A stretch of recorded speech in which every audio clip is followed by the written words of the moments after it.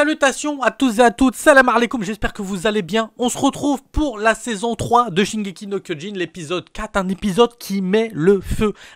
Qui met le feu, déjà qui nous donne goût parce que on sait comment ça finit avec Reiner qui dit « Non mais arrêtez !» Et là on se doute, on se dit « Il est mort, c'est fini, c'est foutu. » Mais je me dis que non, je me dis qu'il y aura l'intervention de Bertolt, je pense, qui va absolument arriver à ce moment-là pour sauver Reiner. Enfin, je pense. Ou après, s'il crève comme ça m'étonnerait quand même. Mais on va en parler. Cet épisode, il était cool, il était insane. Enfin, insane dans le sens où il y a un truc qui m'a bien fait flipper. C'est le truc à quatre pattes là. Le quadrupède là, ou je sais pas quoi, le titan. Il a une tête, mon pote. On dirait le bec d'un oiseau. C'est insane. Et le mec, on se dit, enfin, apparemment, Erwin, on commence l'épisode avec justement Erwin qui l'observe et qui dit, ouais, ce titan là, il est intelligent, donc ça veut dire, si je comprends bien, qu'il y a vraiment quelqu'un dans ce titan. Donc déjà on peut, je crois qu'il y avait, alors je sais plus si ça avait été expliqué ou pas, la théorie qui disait que bon, tous les titans seraient probablement des hommes. On le sait avec Ymir, ça on le sait, c'est sûr. Mais là, on a dans le mode titan intelligent, ça pourrait dire, enfin ça voudrait dire plutôt que c'est une personne qui se transforme comme Eren. Donc c'est une personne qui a la capacité de se transformer, donc qui a pleinement conscience et qui n'a pas encore bouffé d'autres titans pour récupérer son pouvoir et peut-être le savoir comme Ymir a fait quand elle a bouffé le pote de Annie, Reiner, etc. Donc ça, c'est super. Mais puis ça, la tête, je vous jure, il a une tête. Putain, mon pote, c'est insane quoi. C'est vraiment un truc de ouf. Donc on commence cet épisode avec Erwin qui est face donc au titan bestial avec toute son armée. On a le titan bestial qui va donner l'ordre tout simplement d'attaquer Erwin et compagnie. Et pas que Erwin en fait. Et tout le début de l'épisode, on nous explique bien qu'ici, il y a un plan qui a amené. C'est ça que j'aime bien dans l'attaque des titans. Contrairement un petit peu à la saison 2 où on était vachement dans le blabla, mais on va dire historique de l'histoire. On avait Historia, on avait la lignée royale, etc. Là, on est dans un plan d'attaque. Ça veut dire que là, il n'y a pas forcément de l'action de ouf, à part quand il y a eu le combat Eren, etc. Mais on est à moitié dans Death Note, quoi. On est là dans, rappelez-vous, l'épisode 6 Death Note, ceux qui combattaient Death Note, avec elle, qui est là et qui commence à tilter dans sa tête que Kira, il est tout simplement au Japon. Et il explique à tout le monde, à tous les officiers présents, il dit, ouais, mais en fait, Kira, il a commencé à tuer, etc. Et il y a tout un plan d'échec, en fait, qui se met en place. Là, dans Shingeki no Kyojin, c'est ça que j'aime. C'est-à-dire que là, on est exactement dans le même scénario. On a une personne qui est réfléchie. Erwin, c'est quelqu'un d'extrêmement intelligent, autant qu'Armin, mais je préfère Armin, tout simplement. Mais c'est quelqu'un d'autant intelligent que lui, et il est capable, enfin plus intelligent même, je dirais, et il est capable justement d'essayer d'avoir une vision globale du plan, de ce qui est en train de se tramer. Et là, on sait très bien que le titan bestial derrière, il avait un plan, c'est lui, c'est le général, probablement, puisque Reiner plus tard dit, en pensant à Erwin, il dit, vous êtes intelligent, non, en pensant à Rivai, pardon, en pensant à Rivai, il dit, Rivai est fort, mais pas autant que notre général. Donc on peut supposer que le général derrière aussi, il est pas teubé. Si le général est le titan bestial en tout cas, on peut supposer aussi que c'est lui, tout simplement, qui a mis en place le plan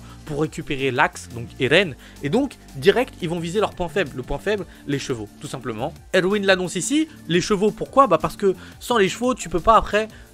tu peux pas t'enfuir, tout simplement. Et si les chevaux sont dead et que toi, tu restes bloqué dans un endroit, je vous rappelais dans l'épisode précédent, de se dire, il y a un cercle, il y a deux trous, il bouche les trous, t'es bloqué, t'es dans la merde. Donc tu peux plus bouffer, t'as plus rien. Donc c'est fini au bout de 2 semaines. Et encore, je dis, même s'ils ont un petit peu de ravitaillement à côté, au bout d'une semaine et quelques, c'est fini, il le dit bien, ils vont récupérer Eren qui a complètement la peau sur les os, quoi. Le mec, il a fini, il a plus de... Il a la dalle, il a plus de force, il peut plus se transformer. Donc là, c'est foutu pour eux. Donc le début de l'épisode, on s'axe bien sur la stratégie qui a été établie de la part du titan bestial.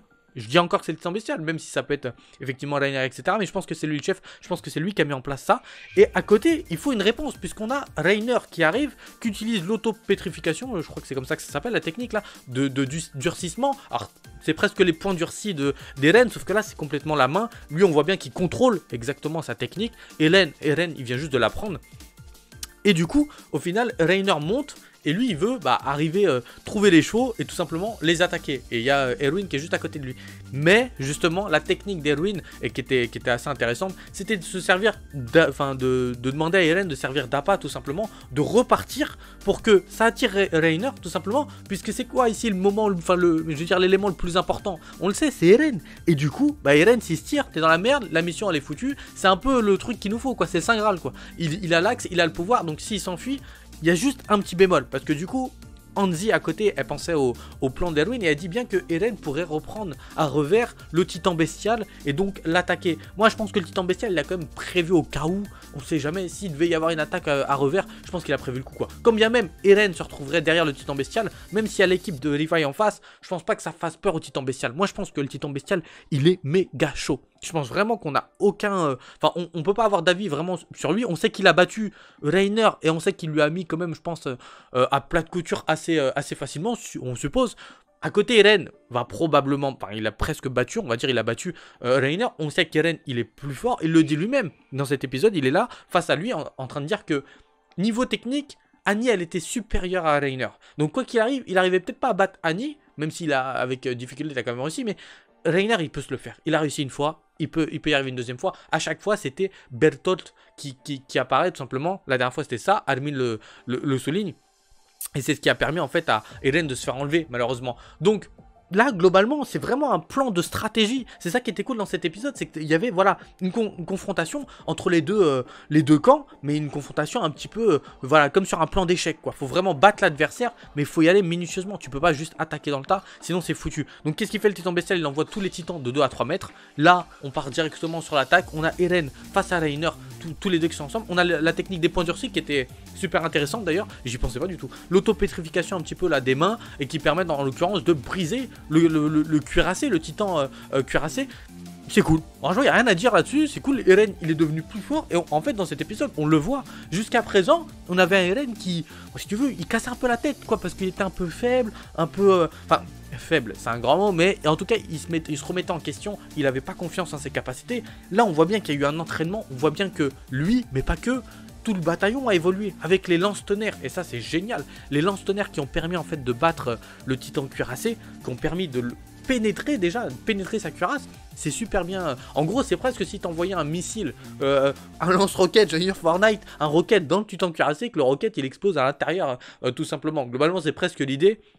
C'est qu'on a des explosifs à l'intérieur et qu'avec la ficelle, boum, tu tires, ça prend feu, ça explose et donc ça fait vraiment de gros dégâts. Et enfin, Reiner, il s'y attendait pas. Quand il voit Hansi et Mikasa débarquer, il se dit, de toute façon, ils peuvent pas me toucher, quoi qu'il arrive. Donc, c'est là la surprise. Mais il y a le petit point mort. Enfin, je veux dire le point mort. Le point qui m'interroge le plus, c'est quand même que Reiner, il dit quand même quelque chose qui me fait flipper un petit peu. Il dit, je vais devoir sortir le grand jeu. Et il l'a pas sorti.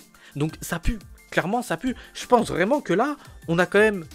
Globalement, Erwin qui a mené une très bonne tactique. Lui à côté, on a dans cet épisode, on a le psychodrame d'Erwin. Enfin, je dis le psychodrame, mais c'est vrai que c'est ce qui le bouffe au plus profond de lui-même. Il se rend compte qu'il y a eu énormément de morts. Il se rend compte qu'il va y en avoir probablement là encore. Et tout ça, c'est un peu de sa faute dans le sens où il se pense un peu égoïste, puisqu'il veut absolument atteindre son but. Mais il y a le côté égoïste de la chose, parce que c'est son but. Et en gros, les gens vont mourir pour son but à lui. Lui, il veut absolument découvrir la vérité. Il veut absolument confirmer les dires de son père, qui, je vous le rappelle, ressemble au titan bestial. Certains me disent, ouais, c'est pas lui, mais enfin, moi, physiquement, en tout cas, même si c'est pas lui, physiquement, il ressemble, pour moi, 2 gouttes d'eau, avec justement, comme s'il avait vieilli un petit peu, au père de Erwin. Et puis il y a toujours ces images où on voit son père, etc. Donc soit ça n'a pas de sens, soit ça a un lien. Ça on le découvrira peut-être après, puisque j'ai hâte de voir une chose.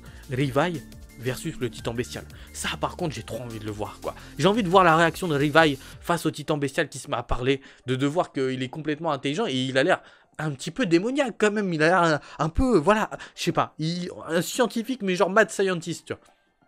C'est génial, cet épisode il était cool. Et on revient donc sur la fin qui est un peu magique, où Reiner il se fait complètement attaquer par Connie, Sacha et Jean, les 3 qui ont hésité d'ailleurs, parce que d'un côté ça m'attriste un peu, j'aime pas Reiner mais je l'aime bien, parce qu'en vrai il n'a pas donné de raison si tu veux qu'il soit vraiment, il fait partie des titans mais tout ça, on connaît rien en fait de lui, de son passé, on connaît rien de Bertolt, et ils ont pas l'air si méchants que ça, quoi. Et ça fait du mal de les voir se battre, puisque d'un côté, on a Sacha, Jean et Connie qui hésitent à mettre le coup de grâce parce qu'ils se disent ouais on va le tuer, quoi. C'est un frère d'armes, ils ont, je vais pas dire grandir avec lui, peut-être pas, mais ils ont combattu avec lui, donc c'est peut-être encore plus profond, quoi. Donc là c'est vrai que c'était un peu mine de rien émouvant de se dire que Reiner bah il s'en va, quoi. Mais en fait je pense pas, pour moi clairement la fin n'annonce pas la mort de Reiner. Peut-être qu'il aura pris des dégâts de fou, probablement, peut-être qu'il sera battu, mais je le vois mal mourir comme ça, quoi. Je le vois mal. Je pense vraiment que sa mort, elle sera vraiment magique et qu'il se passera un truc. En tout cas, sûr pour moi, il y aura l'intervention de Bertolt. C'est clair et net qui va venir, il va arriver. Comment ça va se passer? J'en ai aucune idée. Levi, le titan bestial, ça va être génial. Ça va être génial. Je le sens direct. Et à côté, bah Armin, Angie, je pense qu'ils vont essayer d'établir plein de plans aussi de leur côté pour essayer de sauver la situation. On va savoir si Eren il sera pas dans enfin mal en point. Pour l'instant, on n'a pas vu du côté des titans une clé, enfin je veux dire, tu sais, un titan super balèze qui pourrait apparaître, un truc comme ça, genre un nouveau titan, genre de truc. Je me dis peut-être qu'on en verra un ici. En tout cas, une chose est sûre, c'est que j'ai envie de savoir ce qu'il y a comme Erwin dans le mur, enfin dans la cave de Grisha Jäger. J'ai envie de savoir quelles sont les vérités qui s'y cachent et j'ai vraiment envie de découvrir ça. Cet épisode, il était cool. Franchement, il n'y a rien à dire. Moi, j'espère que vous l'avez apprécié. Je vais vous laisser ici. Je souhaite un bon ramadan, bien évidemment, à tous ceux qui souhaitent, enfin, qui font, pardon, le ramadan. Je vous laisse ici pour de nouvelles aventures. On se retrouve de toute façon mardi pour One Punch Man. N'hésitez pas à liker la vidéo si la vidéo vous a plu. Et sur ce, ciao!